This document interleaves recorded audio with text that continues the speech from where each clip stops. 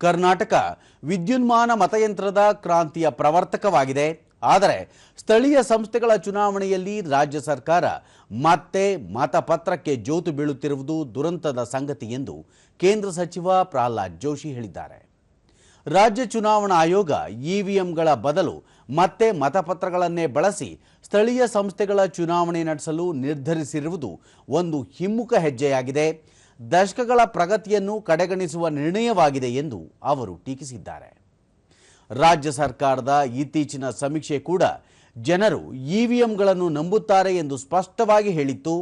1980ರ ದಶಕದ ಉತ್ತರಾರ್ಧದಲ್ಲಿ ಪ್ರಾಯೋಗಿಕವಾಗಿ ಇವಿಎಂಗಳನ್ನು ಬಳಸಿದ ಮೊದಲ ನಗರಗಳಲ್ಲಿ ಬೆಂಗಳೂರು ಕೂಡ ಸೇರಿತ್ತು. ಇನ್ನು 1990ರ ದಶಕದಲ್ಲಿ ರಾಜ್ಯ ಇವಿಎಂಗಳನ್ನು ಅಳವಡಿಸಿಕೊಂಡಿತ್ತು. ಆದರೆ ಈಗ ಮತ್ತೆ ಹಳೆಯ ಪದ್ಧತಿಗೆ ಮರಳುತ್ತಿರುವುದು ನಿಜಕ್ಕೂ ಶೋಚನೀಯ ಎಂದು ಅವರು ಖಂಡಿಸಿದ್ದಾರೆ.